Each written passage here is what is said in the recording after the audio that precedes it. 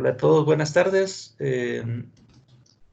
Bueno, gracias por estar aquí nuevamente compartiendo este workshop, eh, este cursito de espectroscopía e impedancia que está organizando la red de almacenamiento de energía. Bueno, las sesiones anteriores hemos tenido puntos a tratar bastante interesantes que han servido como fundamentos para poder entender lo que vamos a hacer el día de hoy. Muchos de los temas que se han abordado pensando en que ustedes son un público variado, que somos de Tutti Frutti ahorita. Probablemente hoy haya más gente de almacenamiento de energía, pero en sí el público ha sido bastante variado, igual las preguntas y son bastante interesantes, ¿no? Porque precisamente esta técnica puede servir para infinidad de cosas, ¿no? Puedo decir, es una maravilla esta técnica. Y bueno, los invito a jugar con ella.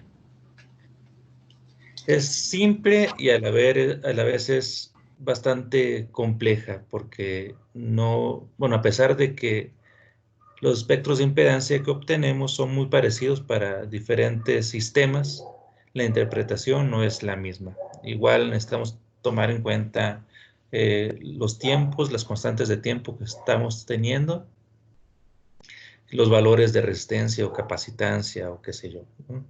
Entonces, de sistema a sistema van a variar.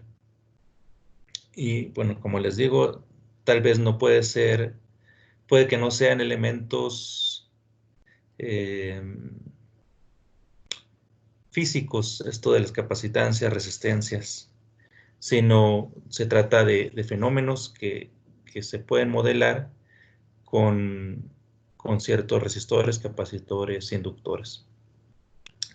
El día de hoy vamos a platicar ya más adentrados en cuestiones de baterías y supercapacitores, que son de los medios de almacenamiento de energía más conocidos. En particular, en mi laboratorio, lo que hacemos en relación a almacenamiento de energía es más relacionado con fabricación de baterías, con desarrollo de nuevos electrodos para baterías.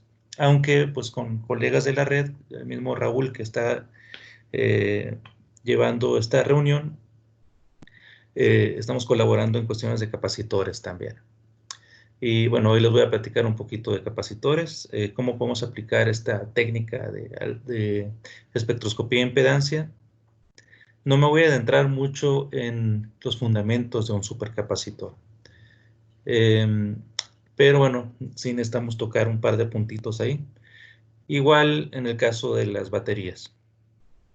Y pues bien, en cuestiones de capacitores, las primeras clases estuvimos viendo que era un capacitor. Y dábamos el ejemplo de dos placas paralelas, nada más.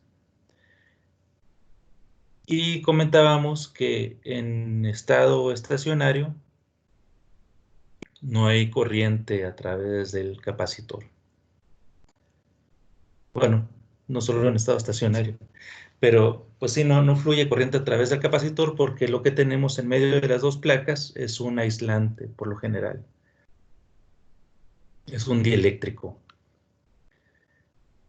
Entonces, como no conduce electricidad esto que tenemos en medio, la corriente que llegamos a observar en un capacitor en sí es corriente de desplazamiento, se le llama.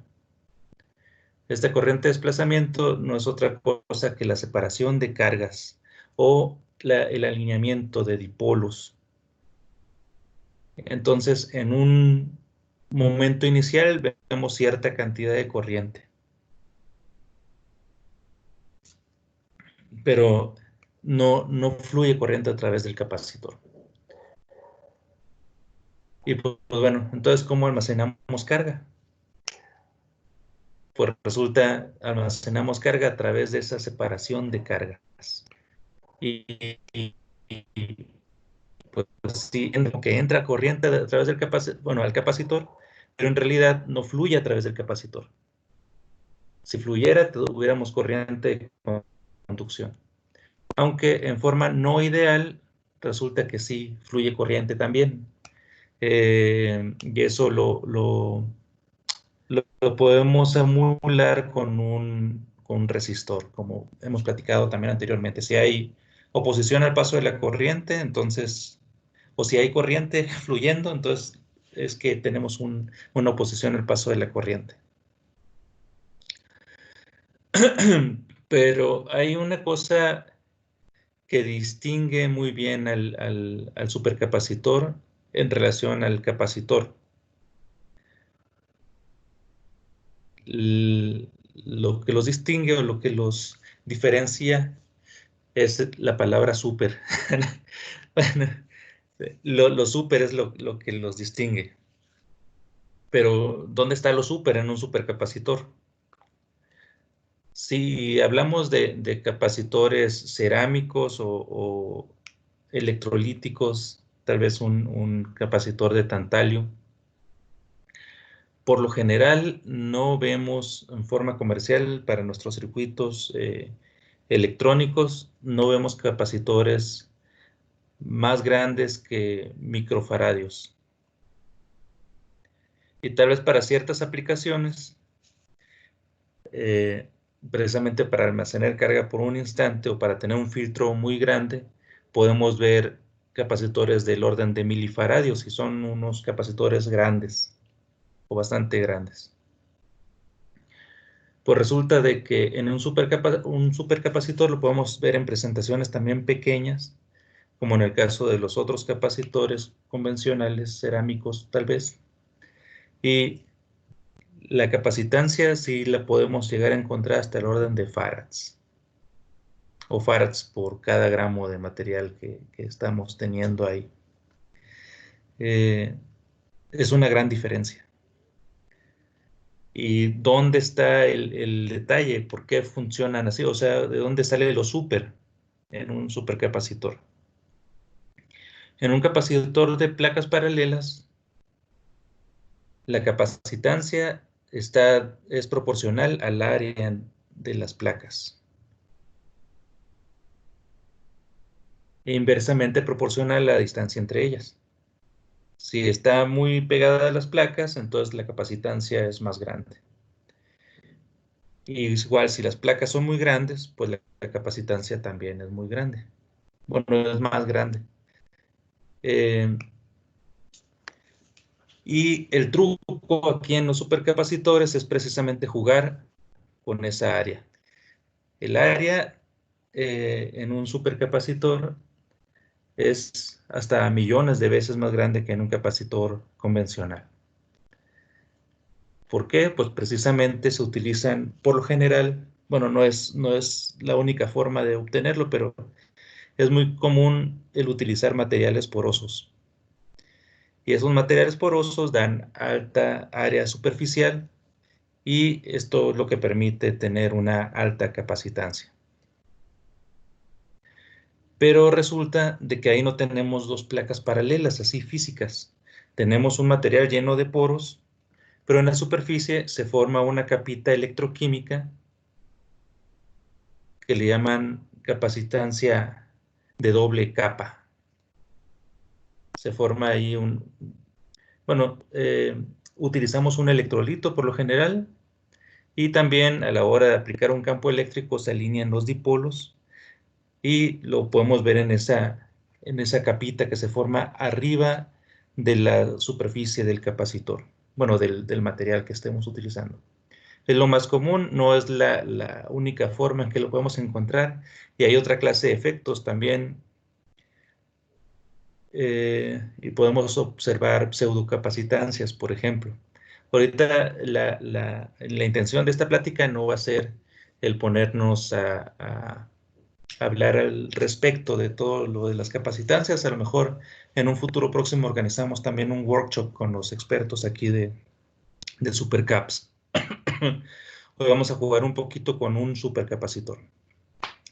Les platicaba, la capacitancia es directamente proporcional al área.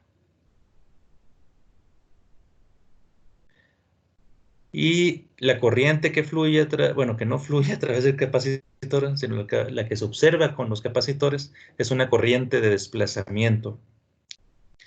Y bueno, voy a empezar a compartir.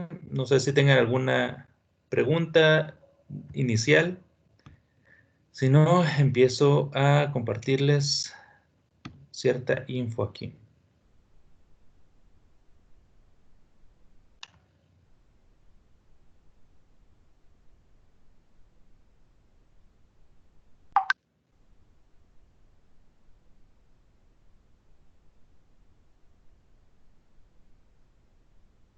Se está cargando.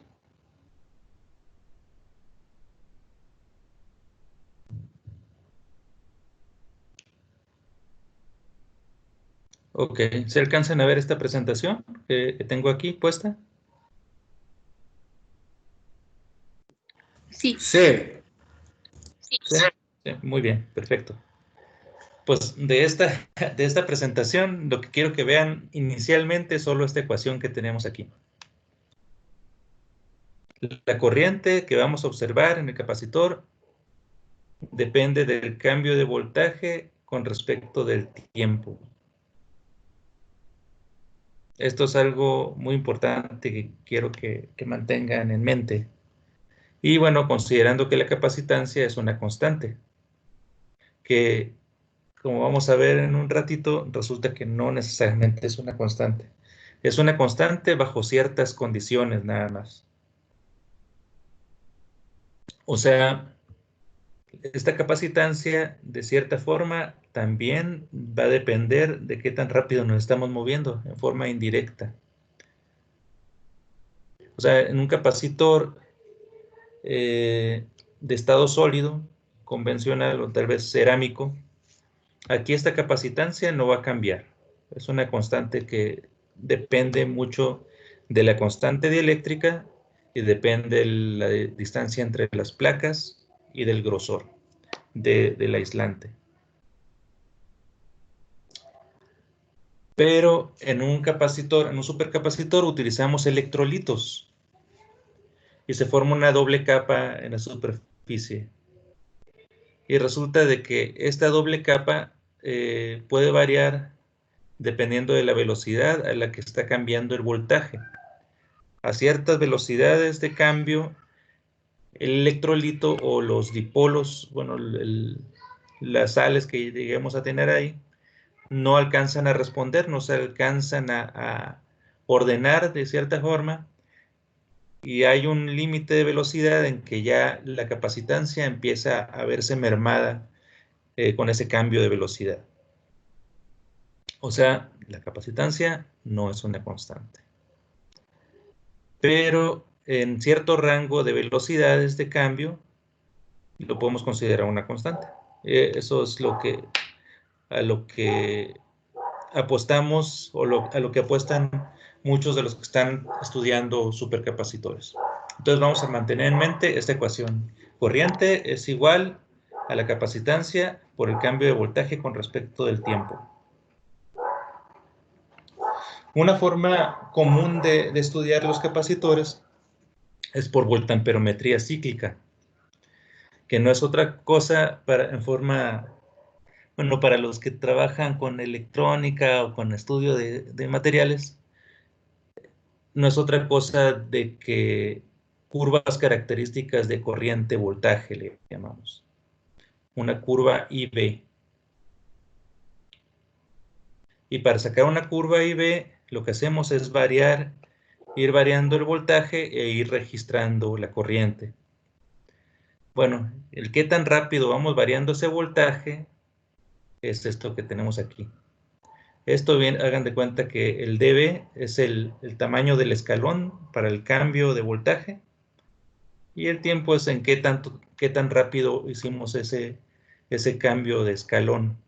Hagan de cuenta que primero teníamos 0 volts y luego 0.1, 0.2, 0.3 y así fuimos midiendo diferentes voltajes.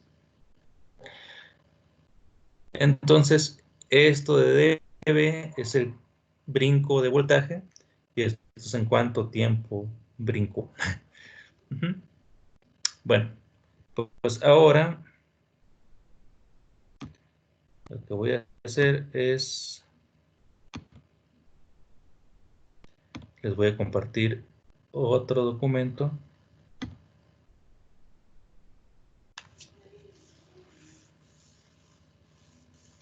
Ok, espero que lo estén viendo. Aquí son, bueno, es un ejemplo, no, de hecho ni voy a hacer referencia a este trabajo en particular. Lo que quiero que vean es simplemente la forma de las curvas. Es una curva de corriente contra voltaje. Y en electroquímica le llamamos voltamperograma cíclico. O sea, esto de cíclico es porque lo hacemos varias veces. De ida, o sea, tal vez de 0 a 2 volts aquí, por ejemplo, y luego regresar. O al revés, de 2 a 0 y luego regresar. Y así n número de ciclos. Y obtienen curvas de esta forma. Para los que hacen electroquímica, muy probablemente se preguntarán dónde están los picos. Es muy común, de hecho, colegas electroquímicos dicen, bueno, este es el pico de oxidación y este es el pico de reducción. Aquí en el almacenamiento de energía yo prefiero, de hecho, no llamarle así, sino llamarle por el evento que está sucediendo ahí. Por ejemplo, en el caso de baterías, yo le llamaría estos picos que van para abajo, yo diría son picos de litiación en una batería de ion de litio y estos son de delitiación. Porque no es claro quién se oxida o quién se reduce, tenemos diferentes componentes adentro de la batería. Y pues bueno, en un supercapacitor ideal que no tiene procesos faradáicos, o sea que no hay reacciones químicas, uno no espera picos en realidad. Aquí pues sí se ven picos porque no es un supercapacitor donde observamos puros eventos no faradaicos, donde la corriente no solamente es de desplazamiento. Pero bueno, en un rango de voltaje sí se ve más o menos plana esta curva. Y es lo que uno espera para un supercapacitor. De hecho, idealmente uno esperaría una curva muy parecida a un cuadrado en forma ideal. Eso sería súper especial para los que trabajan con capacitores. Y pues bien, la Hay una corriente. pregunta. Sí, sí. Adelante. Mientras se activa el audio, ya. ¿Qué tal, doctor? Sí. Una preguntota que siempre me ha causado un poco como de confusión, ¿no? Dependiendo. ¿Cómo elegir la ventana de trabajo? Que en este caso el artículo más o menos se ve que es cerca de 0 a 2 volts, ¿no? Sí. Tanto el de arriba como el de abajo, y efectivamente el de abajo idóneamente no se ve un cuadrado, ya se ve otro desplazamiento. Entonces, para tomar la capacitiva, ya sea de oxidación o de reducción, pues hasta donde yo sé, se tiene que tomar como una pequeña línea recta, ¿no?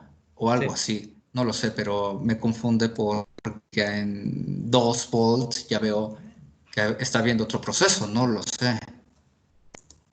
Sí, en sí, como les platicaba, ahorita ni siquiera vi de qué se trata este electrodo en realidad. O sea, no les puedo decir qué es lo que está sucediendo en este electrodo en particular. Sin embargo, lo que sí les puedo decir es de que tenemos efectos faradaicos también. Y O no sea, faradaicos, efectivamente. exactamente, son faradaicos y los no, bueno, más bien, en el caso del capacitor, esto le llamaríamos no faradaico. O sea, lo faradaico es lo que nos ayuda a tener un trabajo en realidad. O sea, es lo que nos interesa y todo lo demás sería lo no faradaico. Pero bueno, o podemos decir que no es un efecto completamente capacitivo, así lo podemos denominar, capacitivo y no capacitivo. Cuando aparecen picos, en realidad esto no es común en un capacitor. sea, no es un evento capacitivo, pero si es un evento que reacciona rápido al cambio de voltaje, puede ser que a este proceso le llamemos pseudocapacitancia. Y ya junto todo, la capacitancia con la pseudocapacitancia, pues nos dan la capacitancia total. Pero bueno, esto de la ventana de voltaje que platicabas, en este caso igual también no sé qué electrodo de referencia están utilizando. En realidad, bueno, bueno, no. Enrique, no sé qué electrodo de referencia. Sí. Yo tengo un comentario. Sí. Con relación a la pregunta del compañero de cómo elegir la ventana electroquímica de un capacitor. Sí. El procedimiento que nosotros hacemos en nuestro grupo de investigación es partiendo del potencial de circuito abierto que mide el equipo, el potenciostato, vamos abriendo en la misma cantidad hacia la derecha y hacia la izquierda la ventana, y mandamos a hacer una voltamperometría cíclica por 3 ciclos, y si observamos que la curva es rectangular, entonces seguimos abriendo hacia la izquierda y a la derecha con respecto al potencial de circuito abierto. Y lo ideal es más o menos llegar a 1 volt o 0.8 volts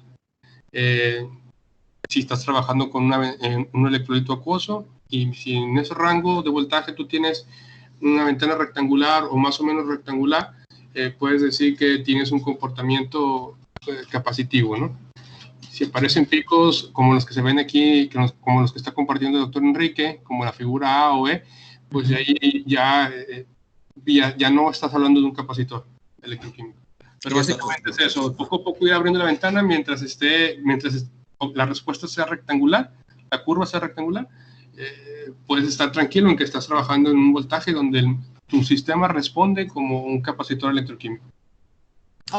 Tiene sentido, gracias. Pero tomando en referencia lo que comentas, por ejemplo, si ya lo abro, digamos, en el mismo voltaje, tanto de un lado como del otro anódico o catódico, entonces, si ya estoy viendo un proceso, digamos, del lado catódico, pero el lado anódico aún no, ¿es válido nada más abrirlo de una sola parte?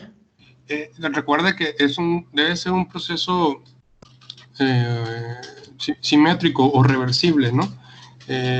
Con simétrico me refiero a que si tú trazas una línea imaginaria en la corriente cero a través de toda la ventana, de todo el voltaje utilizado, la magnitud de la corriente debe ser positiva y negativa, debe ser igual, ¿sí?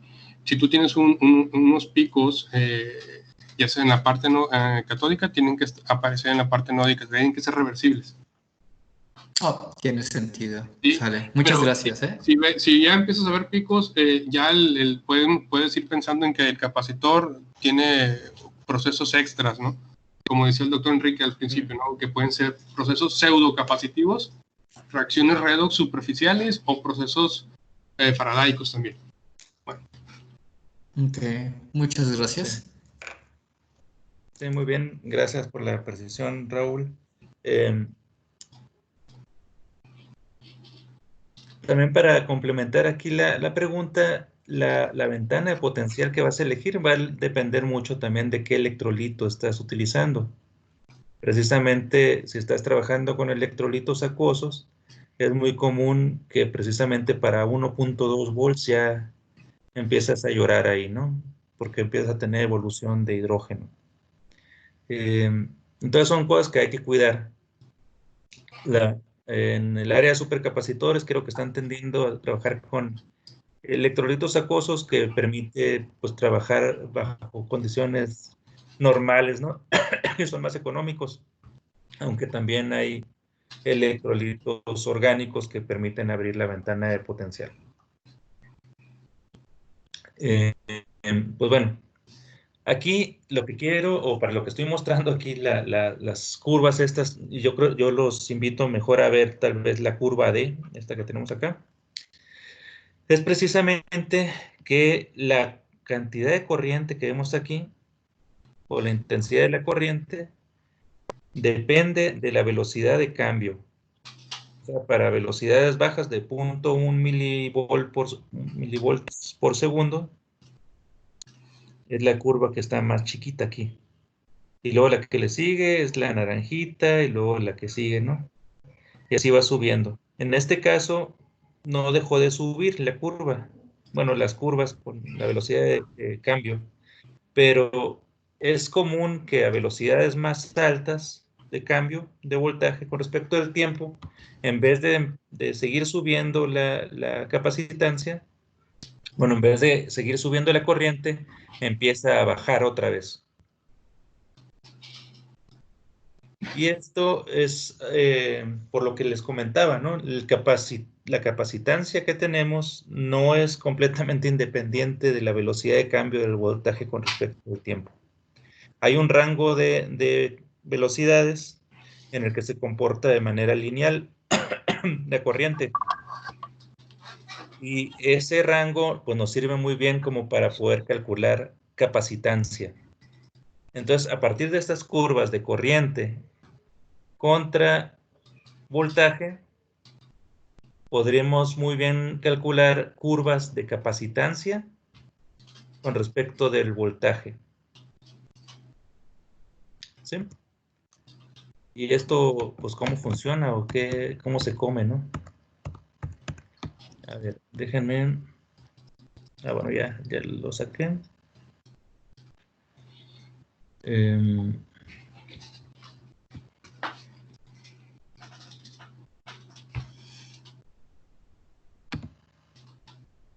Vamos otra vez para acá. Esta ecuación. Ahorita veíamos que la corriente iba creciendo con respecto a la velocidad de cambio. Y en cierto rango de velocidades de cambio, este valor que tenemos aquí es una constante. Entonces, a partir de una curva de corriente contra voltaje, o sea, la corriente, podemos traducirla a capacitancia, simplemente al dividir entre la constante esta que tenemos aquí, de la velocidad de cambio de voltaje con respecto del tiempo. Entonces, la curva que teníamos de corriente contra voltaje, la podemos ver como capacitancia contra voltaje. Y pues bien, y bueno, sin más preámbulo, voy a abrir unos datos de un colega también de la red.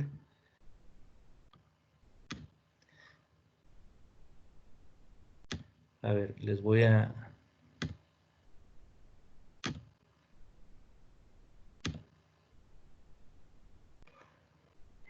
compartir la pantalla. Ahí yo creo que están viendo mi escritorio, ¿no? Sí, claro que sí. Muy bien.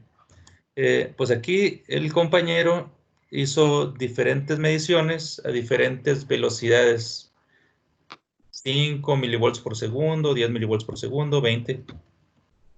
Pues bueno, vamos a abrir, por ejemplo, la curva de 20 milivolts por segundo.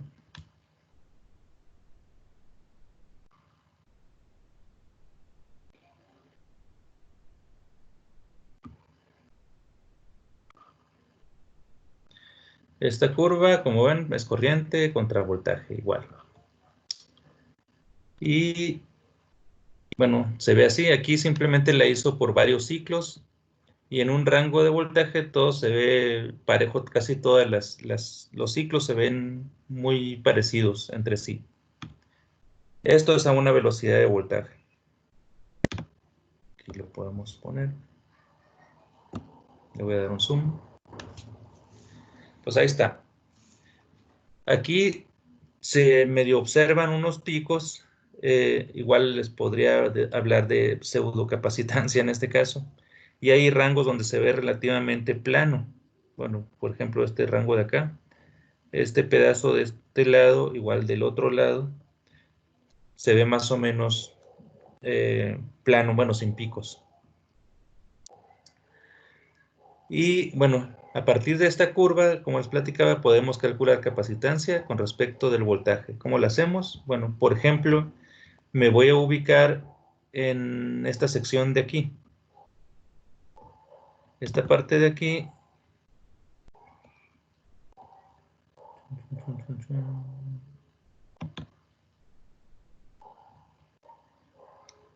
Esta parte de aquí, a ver dónde está la... Bueno, al poner el cursor aquí arriba, en la parte de abajo de la pantalla podemos ver que el cursor está en la posición de .58, que son volts, y .44 en corriente, está en miliamperes. Si nos vamos, pues bajita la mano, por así decirlo, así al ojo de buen cubero, la corriente está donde se encuentra la parte más o menos plana, anda en el orden de 0.4 miliamperes. 0.4 miliamperes. Y esta medición fue hecha a una velocidad de 20 milivolts por segundo. Entonces eso significa que tenemos 0.4 entre 20 milivolts por segundo. Esto nos da una capacitancia de 0.2 farads. 0.2 farads. Y aquí ahorita no estoy contemplando cuánto pesaba el electrodo ni nada, ¿no?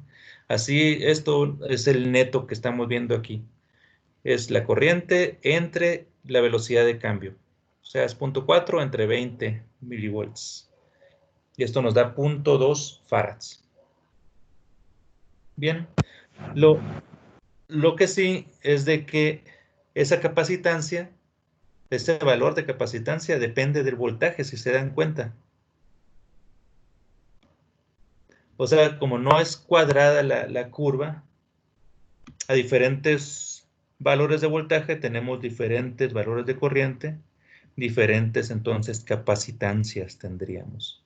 O sea, la capacitancia depende del potencial de polarización que estemos utilizando.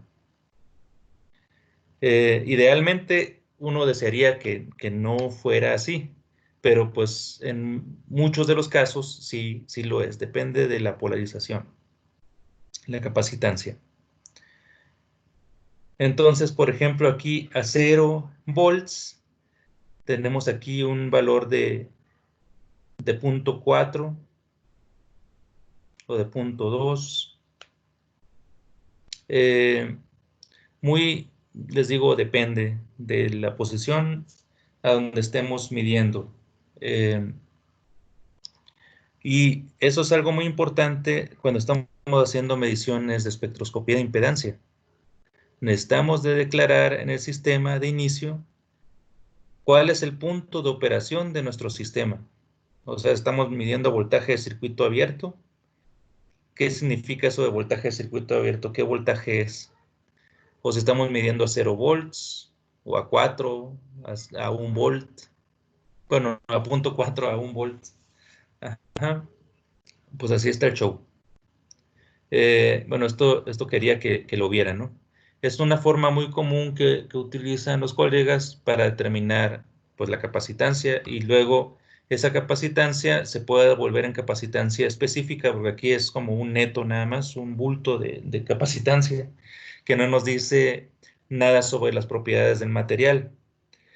Normalmente lo que se hace es dividir entre la masa o dividir entre el área del electrodo o qué sé yo. Entonces ya se vuelve en capacitancia específica. Pues bien, fuera de eso, este colega le hizo bueno, sacó curvas de impedancia de este capacitor. Lo voy a abrir. Parte real, parte imaginaria. Ok.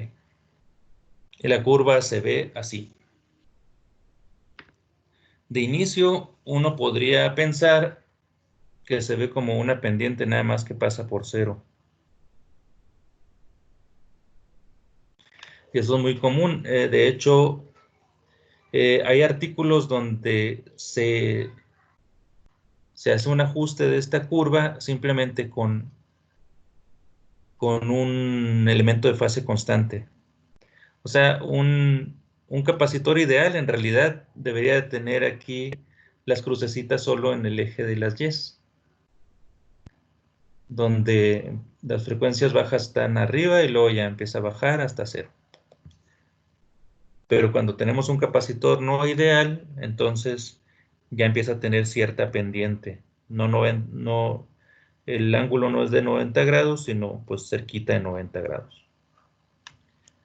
Y así lo podríamos hacer el ajuste y de cierta forma nos funcionaría. No está tan mal el ajuste. Pero en realidad vemos otra clase de efectos también aquí. Y es muy común en los capacitores que sean buenos conductores, estos materiales porosos que estamos utilizando. Entonces el transporte electrónico hacia el electrodo es bueno. Y eso permite también que las velocidades de carga y descarga del capacitor sean rápidas. Entonces, las resistencias en paralelo comúnmente en el capacitor son bajas. Y esto lo podemos ver ahorita que le hagamos un zoom aquí. ¿Qué creen que nos vayamos a encontrar aquí escondidito?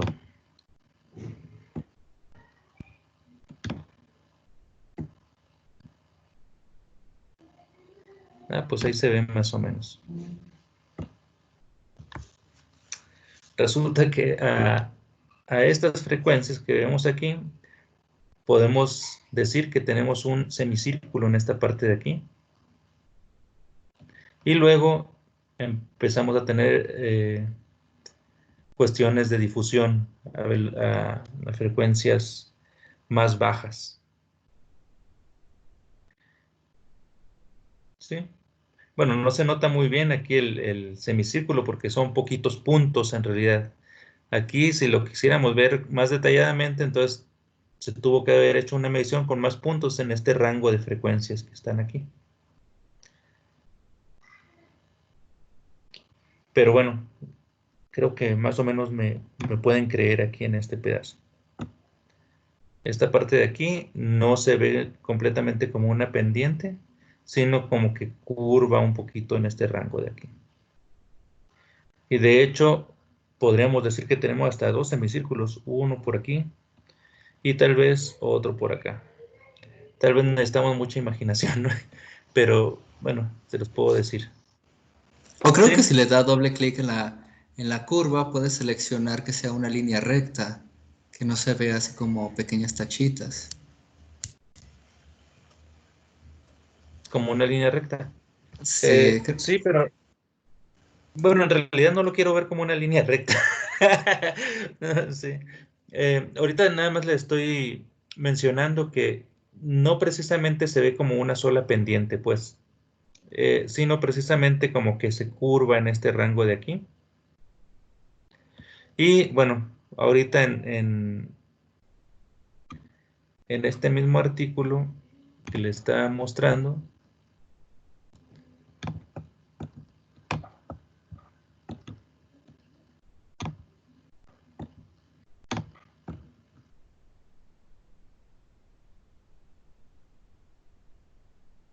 resulta de que sí, así pasa. Miren, a frecuencias altas, normalmente tenemos un RC, donde tenemos una resistencia de transferencia de carga y pues la capacitancia de doble capa. Y a frecuencias más bajas, uno esperaría una región de difusión que lo podemos hacer el ajuste con una impedancia tipo Warburg, donde precisamente se ve una pendiente y la pendiente es de 45 grados. Esto es algo relativamente común. Si tenemos, bueno, si se trata de un solo material y se trata de un capacitor simétrico, que igual hoy no vamos a abordar mucho al respecto, un capacitor simétrico, aquí esperaríamos ver un solo semicírculo nada más y una pendiente. Pero si se trata de uno asimétrico, es muy probable observar aquí dos bucles y después los efectos difusivos. A ver. Ahí está.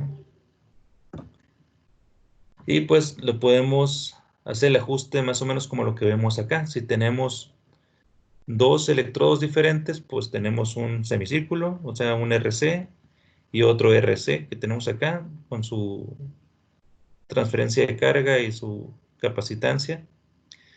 Y aparte, esta capacitancia que tenemos acá, la que está en serie con esta resistencia, esta es la que nos emula el proceso de difusión que tenemos aquí. Que en vez de poner esta capacitancia, podemos poner una impedancia de Warburg, pero es común que en esta clase de dispositivos, después de que empezamos a ver procesos difusivos, la pendiente de esta curva empieza a tender a ser vertical. Pues bueno, dicho esto, nos podemos regresar acá a esta otra curva y entonces proponer un modelo para esto. En sí, les digo, bueno, son los únicos datos que tengo ahorita. Son muy poquitos puntos en realidad, pero vamos a ver qué podemos hacer al respecto. Vamos a agarrar el programa este de ajuste. Y bueno, aquí ya estuve jugando un poquitín con este circuito que tenemos aquí. Pero bueno, no, en realidad no me convence tanto este circuito. Esta Q que tenemos aquí la podemos poner aquí dentro.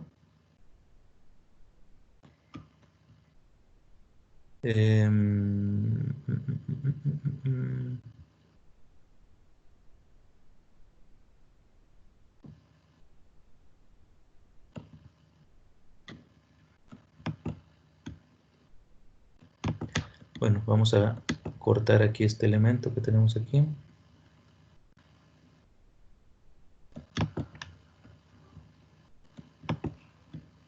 Bueno, voy a cortar todo. Y ahí en medio le voy a poner Uchela.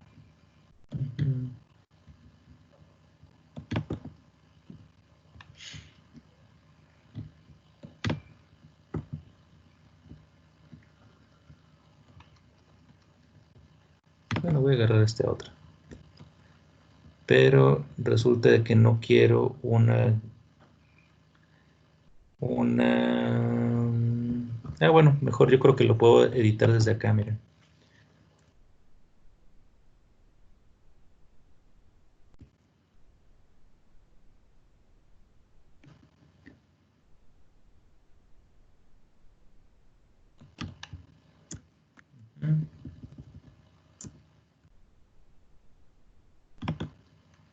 Así. Donde precisamente aquí tenemos un RC o RQ en paralelo y aquí tenemos una capacitancia en serie con esta que tenemos acá, con este resistor.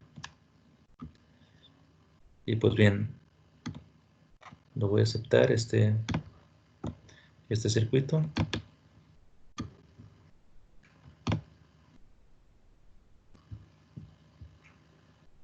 Aquí es importante que veamos una cosa, como lo hicimos la vez pasada que estuvimos haciendo trucos también para hacer ajustes, es importante ver en qué punto es la intersección esta que está aquí con el eje de las X. Aquí es aproximadamente de 1.5 ohms. Esos 1.5 ohms no es otra cosa que nuestra resistencia en serie. Entonces, este valor ya sabemos cuánto es, este AR1. Entonces, podemos decir que se fije el valor a 1.5 ohms. Ahora, el capacitor en realidad, que estamos esperando anda en el rango de décimas de farad. Aquí le voy a poner como valor inicial 0.2. Esta es la constante de idealidad. La resistencia en paralelo, esta que tenemos aquí, podemos imaginarnos dónde cierra este semicírculo que estamos esperando. Y bueno, podemos pensar que cierra aproximadamente aquí en 2, digamos. Entonces, si cierra en 2, eso quiere decir que el diámetro de este semicírculo es 0.5. Si la intersección esta es 1.5 y cierra en 2, entonces el diámetro es 0.5. Entonces el valor inicial que le vamos a dar aquí va a ser 0.5. Y aquí en esta capacitancia de acá, pues como valor inicial le voy a dar por 10 a la menos 3. A ver qué sucede. Y aquí, bueno, en las dos capacitancias le voy a dar valores cercanos a 1. Y vamos a ver qué sucede.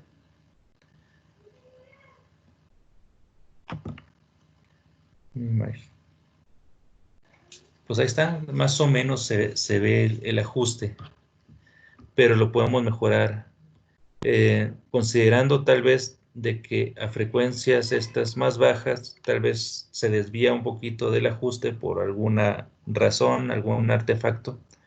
Podemos cerrar un poquito el rango. Igual aquí en la parte inferior podemos quitar la parte de las inductancias. Teníamos valores negativos. Voy a darle un zoom aquí en la parte cerquita del punto verde, precisamente para colocar mejor este punto. Ahí está. Ahora vamos a ver. Creo que no está mal.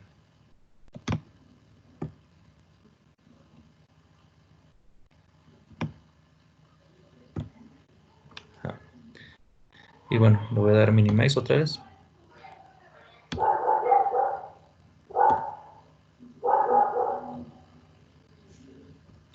Pues muy bien. El ajuste no es perfecto, como ven. Precisamente si nos acercamos a esta sección de acá, se parece cada vez más.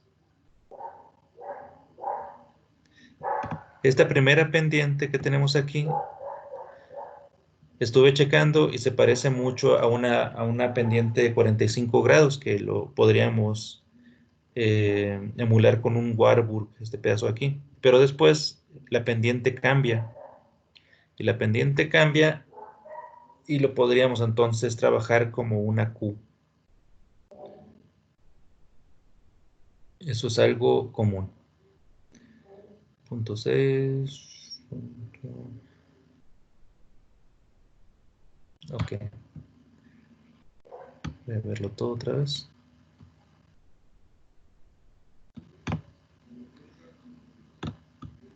El caso es de que aquí en los capacitores el ajuste es relativamente bueno, si se dan cuenta aquí en la parte cerquita al semicírculo. O no tan bueno en este caso. Son las cruces. No es tan bueno. En ese caso, pues necesitamos ponernos a jugar aquí con los parámetros que tenemos. De hecho, esta resistencia la puedo cerrar un poco, como lo estábamos esperando, de 0.5. Y podemos ver qué sucede.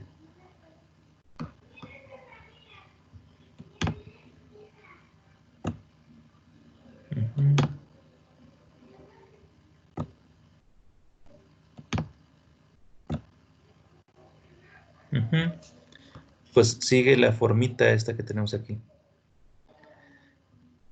Y tal vez se parecería más si esta curva la movemos un poquito a la derecha, o sea que no sea 1.5 volts la intersección con el eje de las X, sino tal vez 1.52.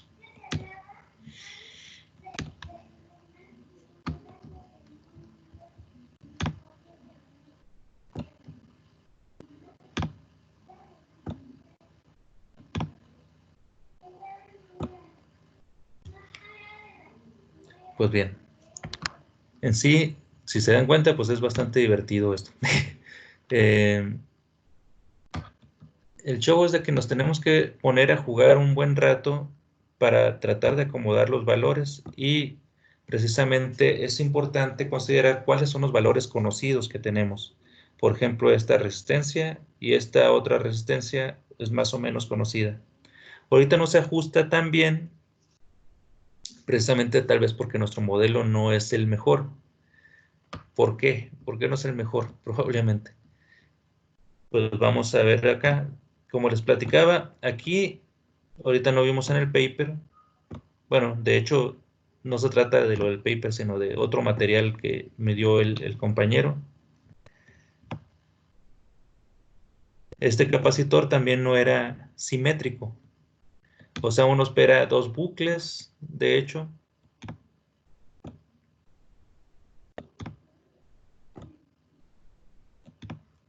Y entonces el ajuste no, bueno, no, bueno, ahorita estamos partiendo de la premisa de que se trata de un solo electrodo y pues es bonito, es poroso y lo podemos caracterizar como una RC y con un proceso difusivo. Pero parece que pues no está muy acorde, ¿no? Como podemos eliminar el otro electrodo, es precisamente hacer celdas de un solo electrodo, donde podemos entonces despreciar uno de los electrodos, o sea que la capacitancia en ese electrodo es prácticamente nula en comparación con el otro, y nos enfocamos en uno de los electrodos. Y en ese caso, uno podría esperar que la capacitancia fuera prácticamente la misma que la que estamos midiendo por medio de ciclovoltamperometría. De hecho, es lo que yo estaría esperando aquí, pero si se dan cuenta, los valores que tenemos aquí de Q3 y la Q2, ninguno de los dos anda en el rango de 0.2 farads. Esta de acá se parece un poquito más, pero de todos modos no es la adecuada. Otra cosa importante que necesitamos saber es, bueno, si me permiten, voy a cerrar esto y voy a volver a abrir la otra curva.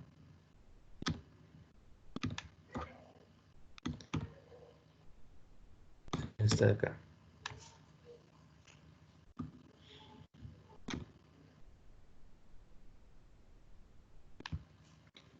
Una cosa que es muy importante saber es a qué potencial se midió la impedancia.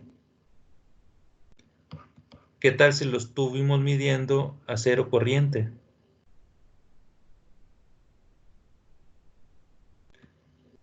Que en realidad no sé precisamente si cero corriente se refiere a este punto de aquí.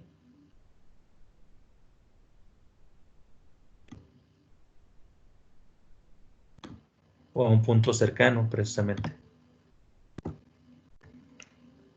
Entonces, la capacitancia depende mucho del potencial al que se está midiendo en estos sistemas electroquímicos, que precisamente no son cuadradas las curvas.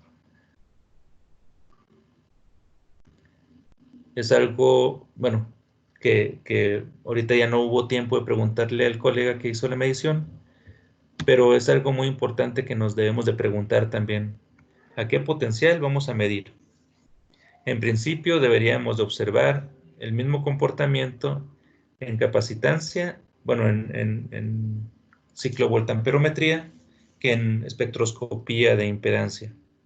Pero si se dan cuenta, necesitamos pues, tener muy claros ciertos parámetros, el voltaje, y precisamente tal vez para poder determinar esta capacitancia que tenemos aquí, es estar midiendo a una velocidad en la que el capacitor se comporta como una constante. Bueno, la capacitancia del capacitor es relativamente constante. Y pues sí, si se dan cuenta, si estuviéramos midiendo en estos picos que están aquí, en este rango, bueno, aquí no se alcanza a ver. En este rango de aquí se ven como picos, un pico hacia abajo y un pico hacia arriba. En este rango de aquí, pues precisamente en este pedazo probablemente tenemos inserción de los iones en el electrodo, procesos que no son capacitivos en realidad. O tenemos acumulación de carga, qué sé yo. Entonces, como ven, pues depende mucho del voltaje al que estamos midiendo. De inicio, bueno, lamento no darles una solución ahorita, bueno, con estos datos. Lo que sí es que les puedo dar varias recomendaciones. Por ejemplo, esto que les platicaba de que se mida un solo electrodo a la vez, o que tengamos un electrodo de referencia en medio de los dos electrodos y que podamos separar un solo electrodo y saber exactamente a qué potencial estamos midiendo. En ese caso, no veo la razón por la cual el valor de la capacitancia que le sale por medio de impedancia sea igual al de voltamperometría cíclica. Aunque si se dan cuenta, bueno, en la mayoría de los artículos reportados no muestran las dos cosas, o sea, no hay impedancia y cuestiones de capacitancia por CV. O sea, no se muestran los valores.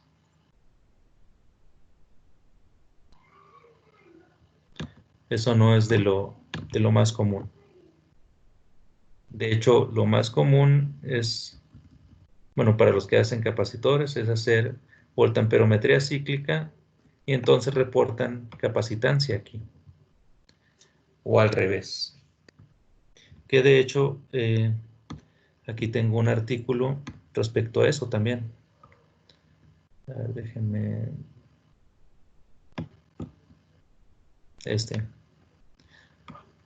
Lo importante es distinguir entre la impedancia de toda la celda a la impedancia de un solo electrodo.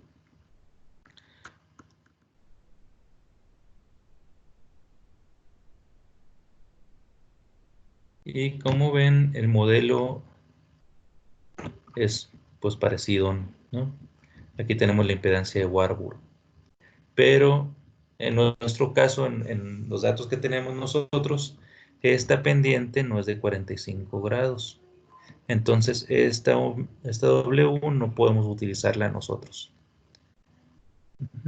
Y bueno, tenemos la capacitancia y la resistencia de carga. Y esta es la resistencia serial que está dada por las conexiones, los cables, qué sé yo. El caso es que el modelo, pues, lo usamos de manera correcta. Pero, pues, precisamente lo que les platicaba, si tenemos dos electrodos, pues muy bien, el modelo sería de dos electrodos, como podemos ver aquí. Dos RCs, con su respectivo Warburg, que no se notan en este circuito, pero si las diferencias entre las capacitancias, o sea, si tenemos más material en un electrodo que en el otro, muy bien se podrían diferenciar y ver una colita, por ejemplo, en este caso que está aquí, se puede ver una pequeña colita en la parte de abajo. Bueno, le voy a dar un zoom. Bueno, aquí está el zoom también. Y es como en el caso de nosotros, en el paper, bueno, de los datos que estábamos analizando, también vimos aquí unos primeros datos como un pequeño semicírculo y luego el otro. Y lo que sí, bueno, y también lo que lo hace un poco complicado en el caso de supercapacitores que tienen una buena conductividad, es precisamente que el rango en el eje de las X es muy pequeño. Por ejemplo, aquí la resistencia en paralelo anda en el orden de 10 ohms. En el caso que estábamos viendo nosotros, ahorita en los datos, anda en el orden de 0.5 ohms. Y si tenemos muy poquitos datos también, pues es difícil hacer el ajuste de manera inequívoca. Entonces, si se va a caracterizar esta clase de dispositivo por espectroscopía de impedancia, es recomendable tener una buena cantidad de datos en el rango donde se presenta el circuito RC. Bueno, es lo que podría recomendar hasta el momento. ¿Tienen alguna pregunta, alguien?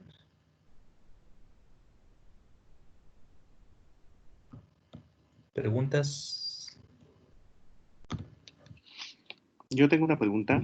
Sí, adelante. Hola Enrique, esos Hola. números de datos que dices ahí al inicio, Ujú. ¿cómo se llama? ¿Cómo se pudiera determinar al momento de hacer la medición que sea un número de datos suficientes para que no se, ¿cómo se llama? Para que nosotros pudiéramos ahí jugarle al momento de hacer la gráfica? Sí, por lo general, bueno, por cuestión de experiencia, te puedo decir que uno necesita al menos unos 30 puntos para hacer un buen ajuste. En el caso que teníamos ahorita, en el ranguito del semicírculo, eran como 8 puntitos nada más. Y bueno, no se veía que cerrara el círculo. Y parecía como que había un círculo inicial, pero eran solo 3 puntos, entonces también no se puede decir completamente esto es un círculo, ¿no? Un semicírculo. Entonces, por experiencia te puedo decir que unos 30 no está mal. De hecho, los colegas que estaban hablando de constantes de tiempo, que fue la tercera o cuarta sesión, la cuarta sesión, ahí también yo les comentaba que eso que estaban haciendo ahí no se podía realizar si no se tenía una buena cantidad de puntos. De hecho, ellos obtienen tal vez del orden de 300 puntos en total. Precisamente porque para utilizar el software ese que saque la derivada y todo eso, que no les dé pues picos que no existen. Eso es muy común bueno, precisamente si quieres sacar la derivada de poquitos puntos, de una curva de pocos puntos, te pueden salir pues derivadas que no son reales, o sea, te puedes equivocar muy fácil. Ujú. Entonces, pues lo que te puedo decir simplemente. ¿Sería viable que primero se haga una especie de, no sé, un barrido inicial Ujú. con pocos puntos y ya determinar cuáles son las zonas donde podemos tener mayor información e ir Ex- delimitando? Exactamente, esa es una buena táctica y es lo que hubiera hecho yo también. Precisamente si es nuevo el dispositivo, o sea que nunca lo habías analizado, es hacer un barrido inicial y decir, bueno, entonces por aquí anda la cosa, ¿no? Ujú. Y entonces enfocarte en las partes que quieres conocer un poco más. Pero si esta clase de dispositivo y este material lo estudias todos los días, pues a lo mejor lo hiciste una vez y ya las próximas ya sabes por dónde corre el agua, ¿no? O donde llegarle. Ujú, sí, Bueno, gracias, Enrique. ándale. ¿Alguna otra pregunta del público?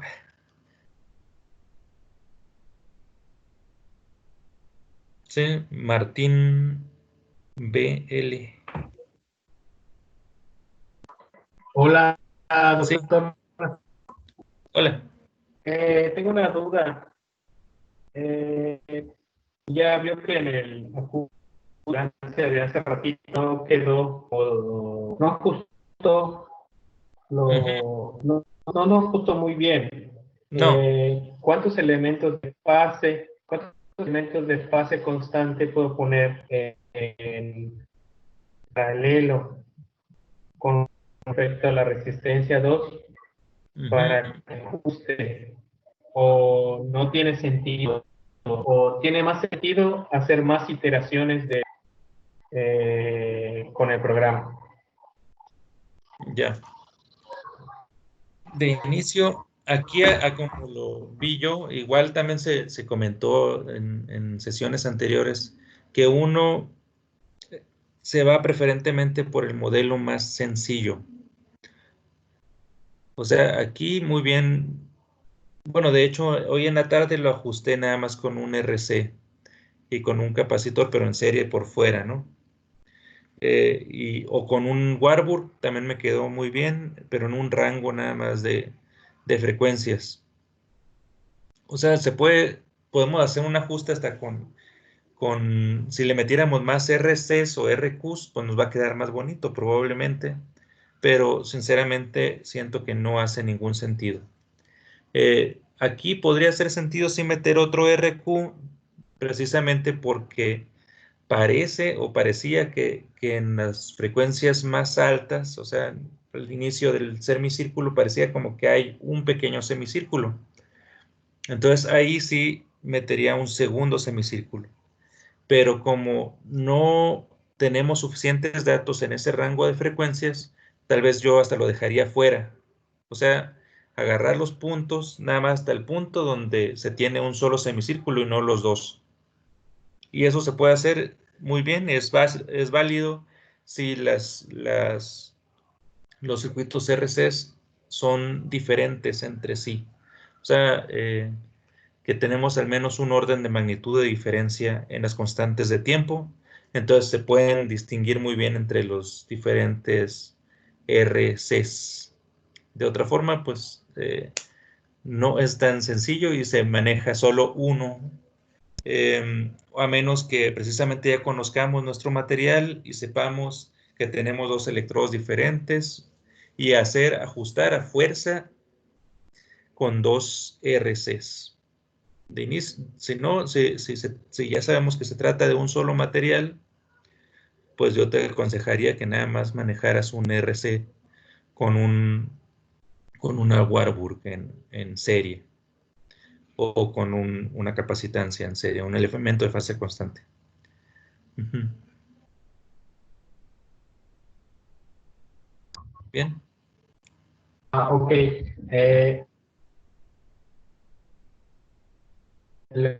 La idea de la R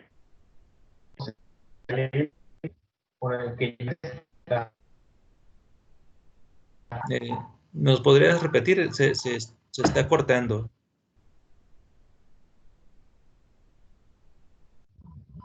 Ok. El modelo de R sería como R3 Ujú. U4. Estaría con el que ya está. Pondría en paralelo con los que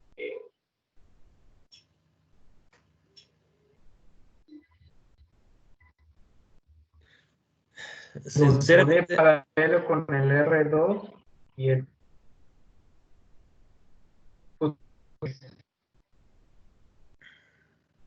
sinceramente yo no te recomendaría agregarle más elementos.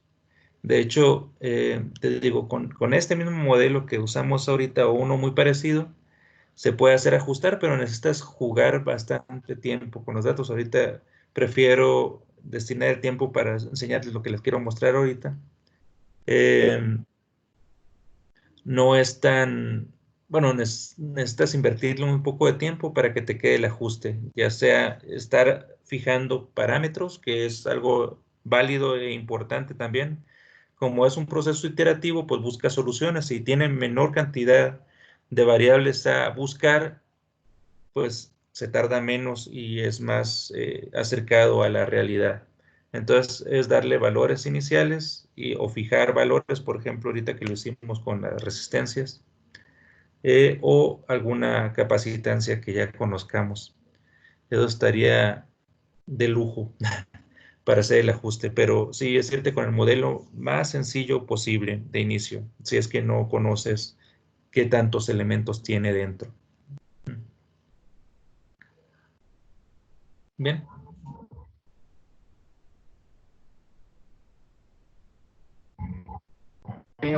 muchas Sale, vale. ¿Alguna otra pregunta? Si no, para pasarles a la otra cosilla que les quiero mostrar.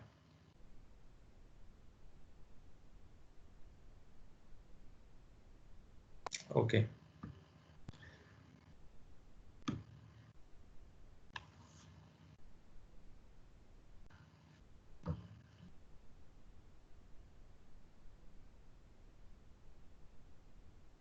Pero aquí olvidé compartirles la pantalla. A ver, espérenme.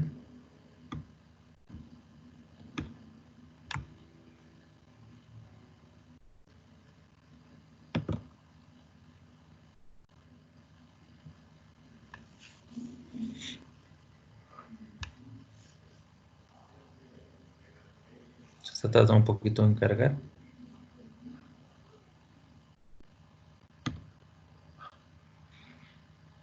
Ok, espero que estén viendo la presentación esta.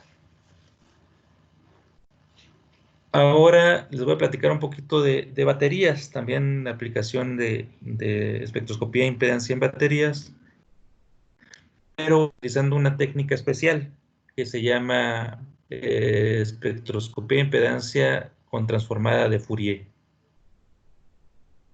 Pues bien, nuevamente rápido un repasito de cómo medimos impedancia. Pues no es otra cosa de que aplicar una señal de corriente o de voltaje con cierta frecuencia a nuestro dispositivo y nosotros como respuesta obtenemos una señal de corriente o de voltaje que está desfasada y también cambia en amplitud dependiendo de lo que tenemos adentro de este dispositivo que está aquí. Y este dispositivo que queremos medir, que queremos caracterizar, lo podemos modelar con resistores, capacitores, inductores. Esto es lo común de la técnica de espectroscopía de impedancia. Aplicamos una señal de cierta frecuencia, obtenemos una respuesta de esa frecuencia y tiene una fase.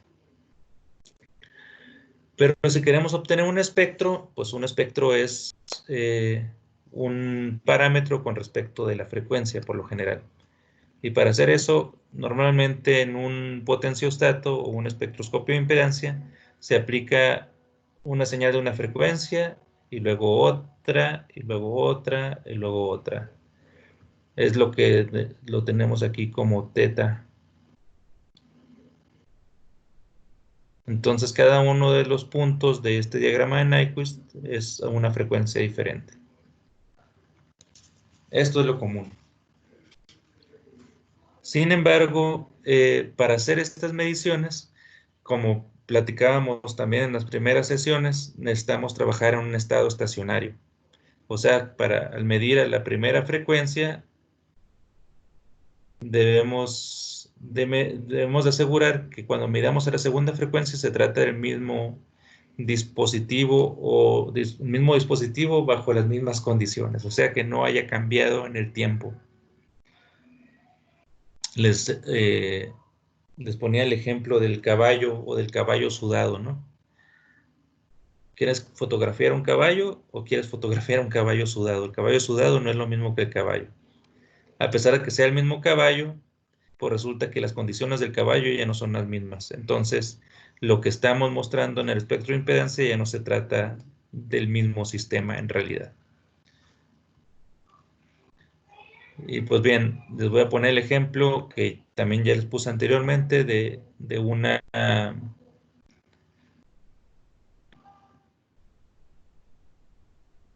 electrodo como los que hemos hecho en el laboratorio de microhilos de silicio y contactados con cobre en un extremo. Se ven así, son de 1 micra por 70 micras de largo. Bueno, el contacto es relativamente bueno. Y bueno, las capacidades que nos puede dar es de 4200 miliamperios por gramo. Es de las más altas que uno se puede encontrar en la literatura. Y pues bien, resulta que el rendimiento de este tipo de electrodos funciona bastante bien por una buena cantidad de ciclos. Lo único que hay que asegurar es primero tratarlo cargarlo despacito al principio y ya después se le puede exigir más. O sea, esto de es carga en 10 horas y esta es carga en 2 horas después. Y con esto alcanzamos buenas capacidades por unidad de área. El electrodo más común que existe es el grafito. Bueno, la capacidad del grafito está aquí abajo, como pueden ver. Podemos lograr con los electrodos de silicio capacidades superiores a 10 veces más. Pero bueno, tiene un detalle aquí si lo queremos caracterizar el electrodo. Resulta de que tenemos diferentes procesos a diferentes voltajes. Aquí cuando estamos empezando a litear el material, el voltaje empieza a descender y ocurren varios procesos. En el caso del silicio no tenemos reacciones redox entre el litio y el silicio. Lo que se forman son aleaciones, pero estas aleaciones se forman a voltajes específicos. Aquí observamos este hombro y este hombro acá. Son dos aleaciones diferentes, una con poco litio y otra con más litio. Y en este caso de acá, cuando empezamos a delitear el material, también ocurren aleaciones en voltajes específicos. Un problema para caracterizar por espectroscopía de impedancia este sistema es de que precisamente tenemos que asegurar que litiamos el material hasta cierto punto y mantener el dispositivo en ese voltaje sin que haya corriente. Si empieza a fluir corriente, entonces quiere decir que algo está sucediendo, ¿no? Y en forma ideal, si fluye corriente es de que probablemente la estamos almacenando en el material. Y es algo que no queremos, es como les platicaba la cuestión del caballo sudado, ¿no? No queremos que sude el caballo, queremos fotografiar el caballo así solo, ¿no? Pero es mucho show. Igual, si queremos conocer qué ocurre aquí, acá y acá y acá y a todos puntos estos de voltaje, tenemos entonces que repetir el experimento n número de veces. A todos los voltajes de la curva tendríamos que repetirlo, ¿no? Y no necesariamente así por voltamperometría cíclica. A lo mejor estuvimos fluyendo corriente constante y logramos cierto estado de carga y entonces caracterizamos al dispositivo. Entonces, caracterizar el dispositivo a diferentes estados de carga o a diferentes voltajes o qué sé yo. Pero necesitamos asegurar estado estacionario por lo general por la técnica convencional. Pero ¿qué tal si no queremos esperar? ¿Cómo le hacemos para evidenciar todo esto que tenemos aquí? Otra cosa también muy importante pues es el rango de voltaje en donde ocurren estas reacciones o estas aleaciones.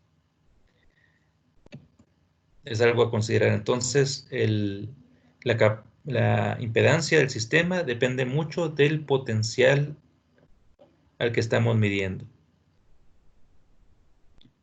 Pues bien, la técnica se llama espectroscopía de impedancia por transformada rápida de Fourier. ¿En qué consiste? Bueno, en vez de aplicar una sola señal a una sola frecuencia, metemos una sumatoria de señales de diferentes frecuencias, todas al mismo tiempo. Se la inyectamos al sistema y el sistema nos da una respuesta. Resulta que el sistema responde diferente para cada una de las frecuencias. Entonces no necesariamente va a tener la misma forma de entrada a la de salida, ¿no? Pero bueno, nos da un masacote de salida. Y ahí en ese masacote podemos pensar que tenemos información de fase y de amplitud. ¿Cómo la podemos determinar? Pues la forma más simple es sacándole la transformada de Fourier. Entonces, al sacarle la transformada de Fourier, podemos determinar diferentes componentes de diferentes frecuencias y podemos determinar la amplitud y podemos determinar la fase. Y tan tan, eso es. Y pues bueno, este espectro de impedancia lo podemos obtener a velocidades tan rápidas como 1 segundo, por ejemplo. La limitante aquí va a ser la frecuencia más lenta que lleguemos a utilizar. Por ejemplo, si la frecuencia más lenta es de 1 Hz, pues muy bien podríamos tener la medición completa en 1 segundo si nada más medimos un ciclo. Si queremos hacer una integración de unos 5 ciclos, entonces si la frecuencia más lenta es de 1 Hz, entonces la medición va a tardar 5 segundos. Pero bueno, aquí va a depender si la queremos hacer más rápido la medición, entonces la frecuencia más lenta tiene que ser menos lenta. O sea, por ejemplo, ¿qué punto 1 Hz? 10 Hz, por ejemplo, 10 veces más rápido. A partir de 10 Hz, pues muy bien podríamos asegurar que la medición va a tardar máximo 1 segundo.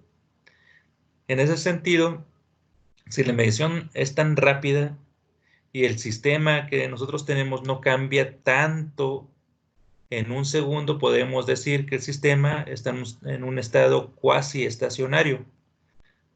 O sea, durante la medición no cambió casi nada el sistema. O sea, pues sí, en baterías y bueno, en supercapacitores tal vez no, bueno, en este rango de frecuencias, ¿no?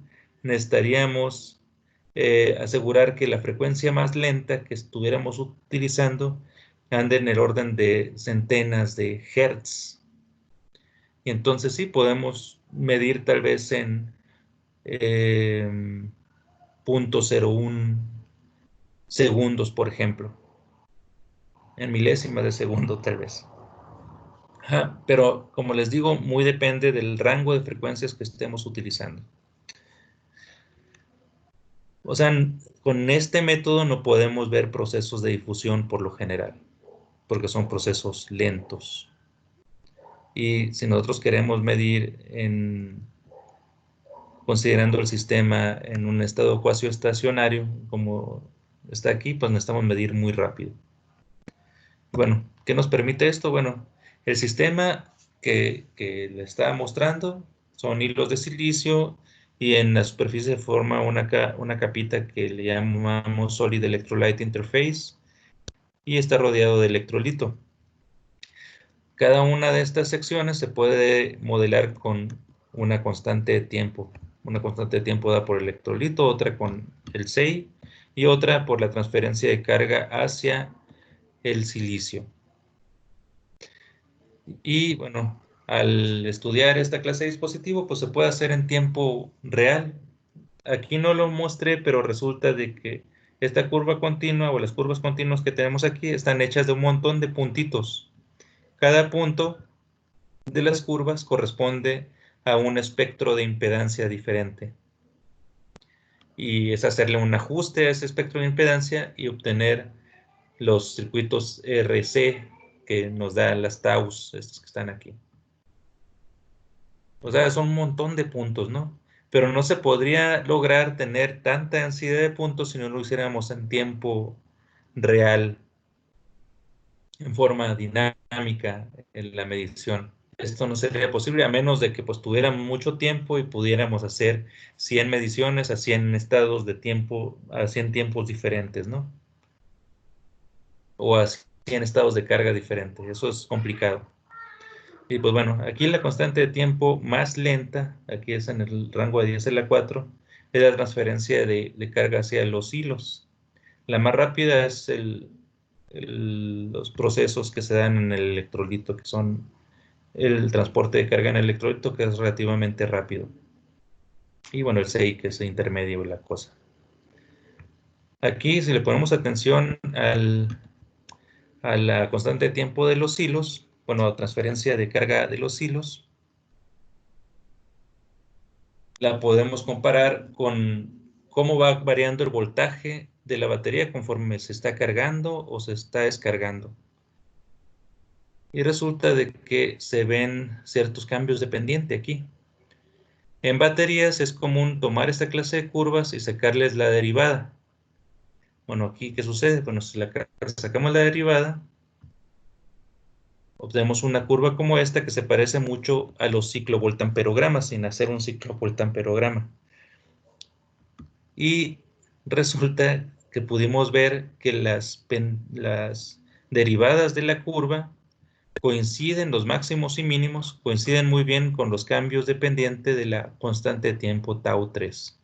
Entonces, por espectroscopía de impedancia, podemos decir o podemos pensar cuándo está ocurriendo un proceso diferente en la batería. O sea, en los picos estos de cambio de voltaje con respecto del tiempo, ocurren ciertos procesos en la batería. O sea, aquí son aleaciones con litio, estos puntos, estos picos que tenemos aquí. Coinciden muy bien. Entonces, pues es una buena estrategia utilizar espectroscopía de impedancia.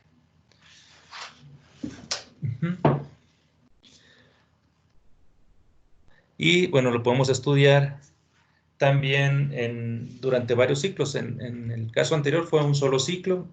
Si estudiamos varios ciclos, podemos ver que la resistencia de los hilos va cambiando de ciclo a ciclo. De hecho, se empieza a amorfizar estos hilos y se vuelven más resistivos, pero luego logran un estado estacionario después. Y la resistencia del 6 es más o menos constante. Una vez que se forma, se mantiene más o menos constante. Y bueno, esto nos permite también estudiar diferentes electrodos, diferentes grosores o diferentes largos. Bueno, aquí son diferentes grosores. Al tener diferentes grosores, podemos ver que la capacitancia de los hilos, pues parece que es más alta en los hilos más delgaditos que en los más gruesos. Y es dinámico, va variando con respecto al tiempo. Al menos durante los primeros ciclos, así varía mucho y después como que tiende a ser relativamente estable, aunque depende mucho si se trata de la litiación o de la delitiación. O sea, el material tiene una resistencia diferente cuando tiene litio adentro a cuando no lo tiene. Y es lo que podemos observar aquí. Estos son ciclos de carga y descarga. Pues para esto nos puede servir esta técnica. Y precisamente en el laboratorio de energía, que bueno, es mi laboratorio, estamos por desarrollar la técnica utilizando diferentes dispositivos al alcance, ¿no? Con osciloscopios, generadores de funciones. Estamos tratando de implementar esta técnica de una forma económica. Entonces, pues son invitados a visitarnos en el laboratorio también. Pues bueno, esto nos va a permitir tener pues toda la foto completa al mismo tiempo, o sea, todas las frecuencias al mismo tiempo, y podemos pensar en los diferentes procesos sin necesidad de esperar.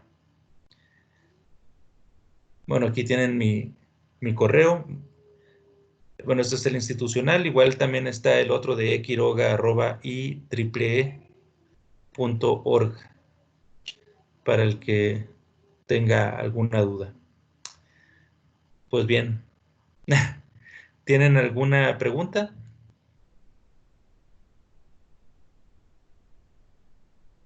Aquí me fui relativamente rápido, precisamente porque ya se está haciendo un poquito tarde.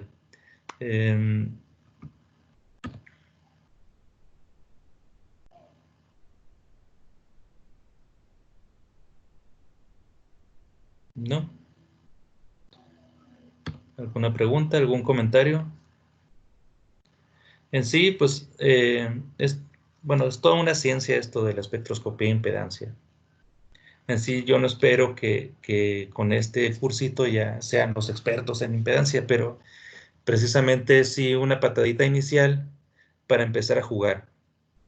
Precisamente los ajustes no necesariamente les van a quedar bonitos a la primera. De hecho, no se trata nada más de abrir el programita de ajuste de curvas y con que le den ya clic, ya les va a salir instantáneamente el modelo bonito, ¿no? No necesariamente es así. A veces se pueden tardar días, semanas en que pueden ajustar una sola curva. Y eso depende mucho del conocimiento que tengamos del dispositivo o del sistema que estemos midiendo.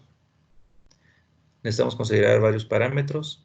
Ya una vez que conozcamos al sistema más o menos, entonces si le hacemos pequeñas modificaciones de tamaño, forma, composición, entonces el modelo tal vez no va a cambiar tanto y podemos hacer ajustes más bonitos cada vez.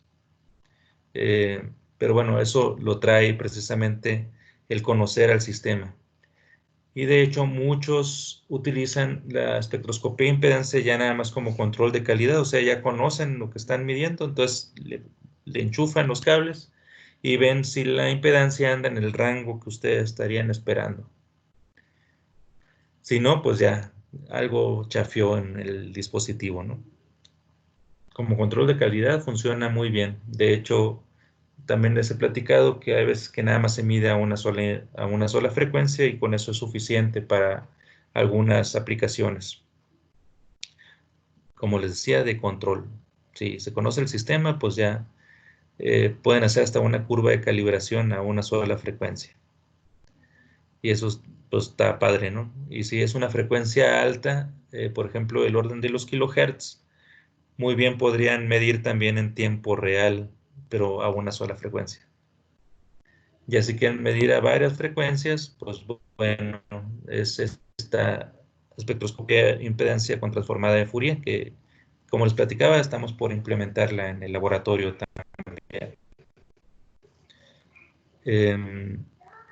Pues bueno, espero que más o menos. ¿Tienen alguna duda alguien? ¿Comentario?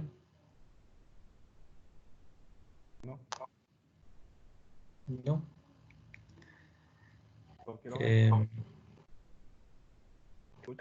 Sí, se escucha muy bajito. A ver. ¿Y allí me escucha? Sí, Bueno. sí. Doc, el material de la última presentación no pude, me fue imposible estar presente. ¿El Ok. material sigue disponible para consulta en la página? Aquí en el link. Sí, El video anterior. sí, están todos disponibles en YouTube. Pueden Ok. estarlos checando. De hecho, cada semana le estamos mandando correos con el link del video y ahí se van a quedar en YouTube. Igual, si batallan por encontrarlo en YouTube, simplemente busquen la página de Facebook de la red y ahí están subidos todos los videos. Ahí están los links a los videos. Ok. Entonces, ahí los encuentras. Y si no, pues de todos modos, con gusto puedes escribirnos. Otra pregunta, Doc. ¿En Sí. alguno de estos videos se muestra un arreglo de equipo para hacer este tipo de mediciones?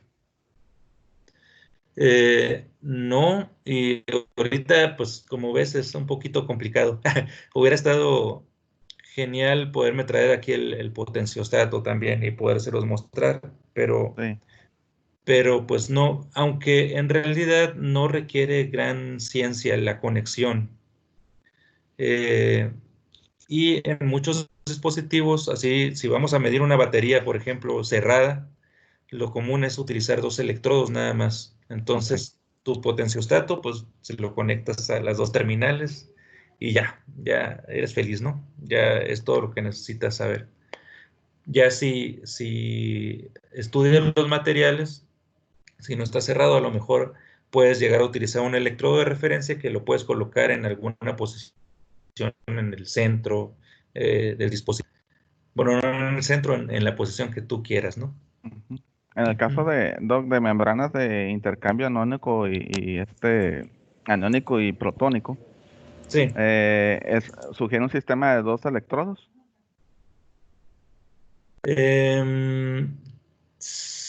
Yo creo que sí. Ok. Ahí yo no veo razón para la cual utilizar 3 electrodos. Bueno, pues sí, no es necesario utilizar 3 electrodos. Dos electrodos es suficiente. Y de hecho, se puede discriminar muy bien entre la resistencia serial y la resistencia y capacitancia asociada con la membrana. Ok. a menos precisamente que la membrana sea, bueno, trabaje en forma muy dependiente del voltaje. O sea, Ok. que el intercambio iónico sea dependiente del voltaje, pues simplemente necesitaríamos ver contra qué medir ese potencial.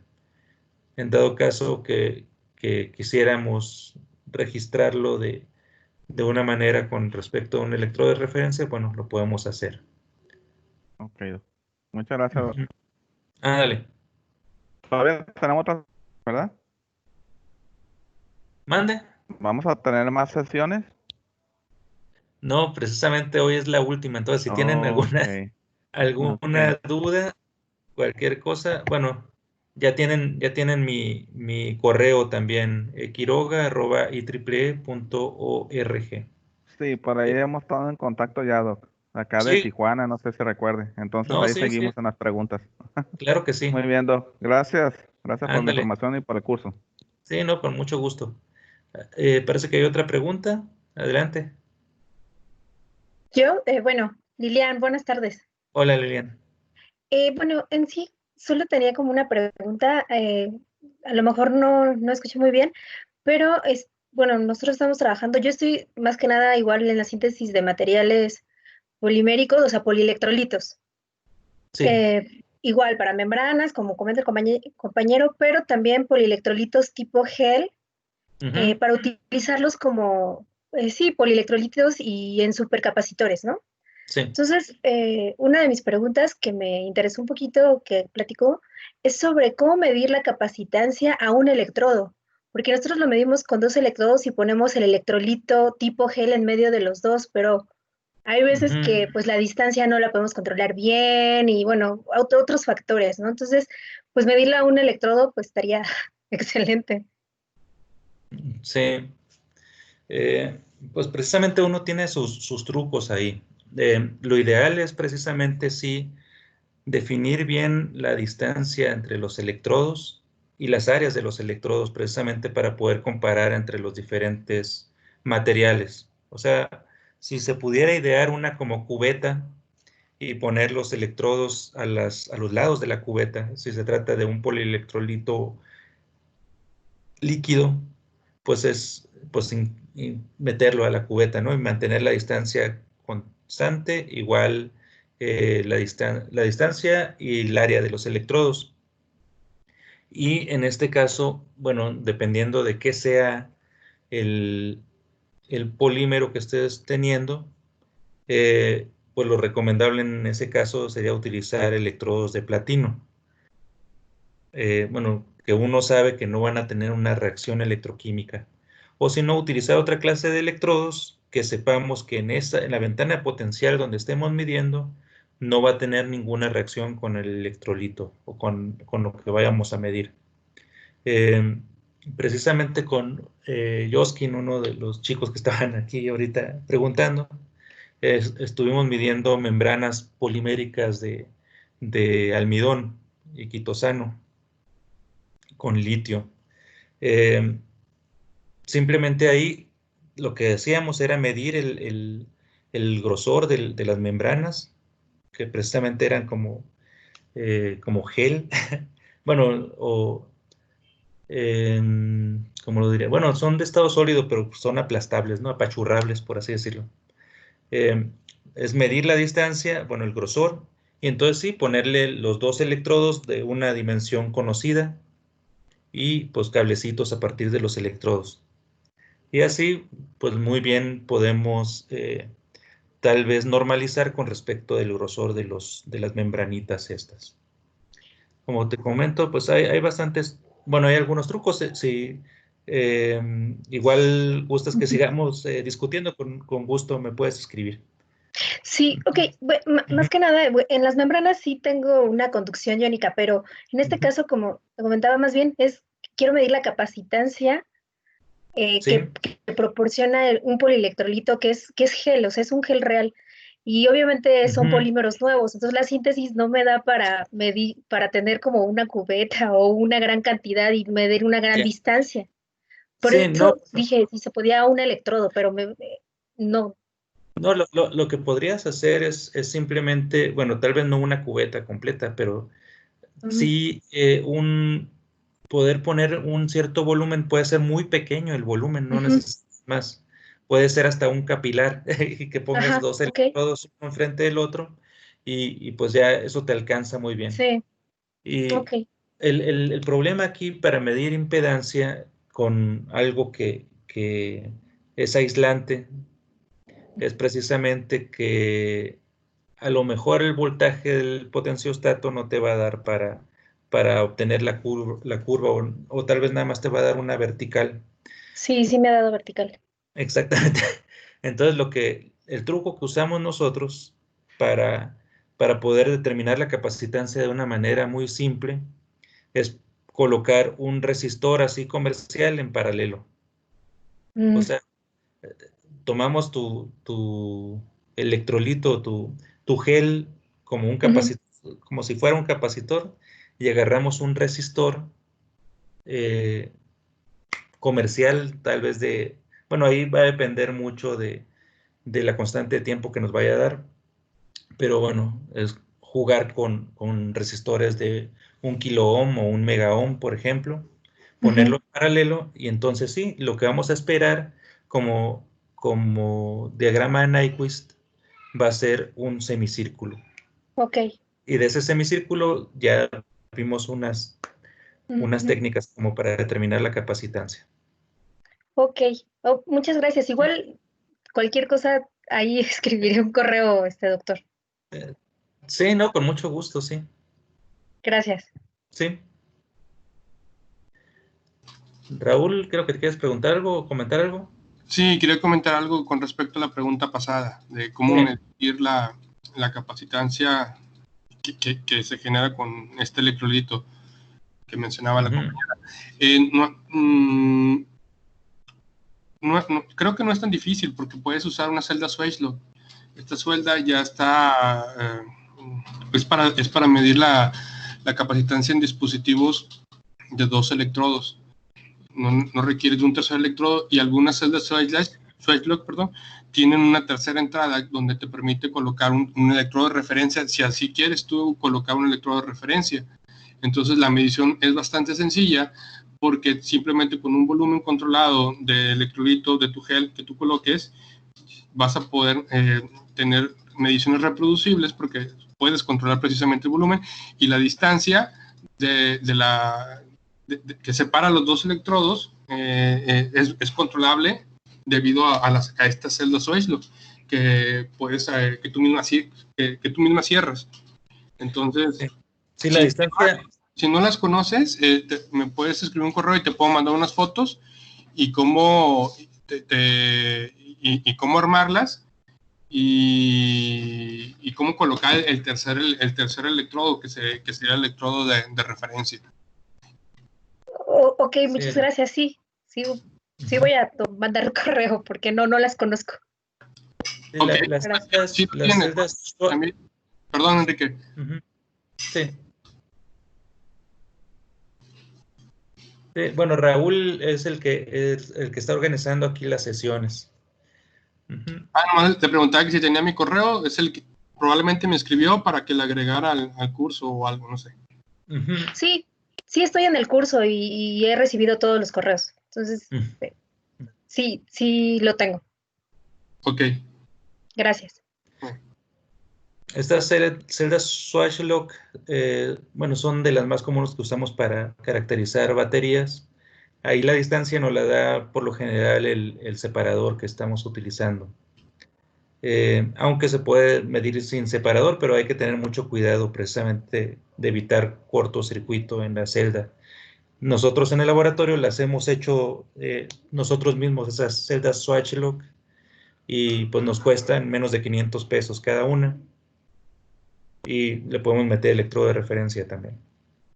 Pero bueno, creo que es conveniente precisamente que definas muy bien las áreas y las distancias. Sí, Eso es la condición que necesitas para medir, nada más.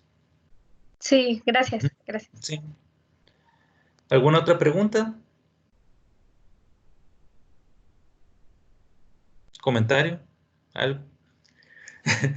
Bueno, espero que les sirva para algo este curso. Como les digo, en algunos momentos estuvimos platicando de manera generalizada, porque se puede utilizar para muchas áreas y de hecho hubo preguntas de diferentes compañeros, ¿no? Cuestiones biológicas, cuestiones eléctricas. Y bueno, ahorita con esto del almacenamiento de energía, que puede ser ya sea celdas de supercapacitores o baterías, aunque también hay compañeros que están ahorita tomando el curso que son del área de conversión, que utilizan celdas de combustible, por ejemplo. Pero para todo esto, como ven, los espectros son muy parecidos. Los ajustes pueden salir simples o pueden tardarse días, como les platicaba. Pero bueno, eso se los va a dar ya después de que empiecen a jugar con sus espectros. Pero sí necesitan definir bajo qué condiciones están midiendo. Bien. Y bueno, se los repito nuevamente, voltaje, el rango de frecuencias que van a medir y asegurar que están trabajando en un estado estacionario o cuasi estacionario. Y igual la pequeña señal que vayan a aplicar, deben de pensar si su material conduce mucho o poquito. Si conduce muy poquito, entonces ahí tal vez vayan a tener que aumentar la intensidad de esa pequeña señal, o sea, en vez de utilizar 1 milivolt, usar casi 1 volt, si es que ustedes consideran que su dispositivo no va a cambiar tanto en ese rango de voltaje. O precisamente si conduce mucho, entonces irse al 1 milivolt, tal vez, o 10 milivolts. Hay varias cositas por considerar. Pero pues con gusto, si tienen cualquier duda, nos pueden estar escribiendo.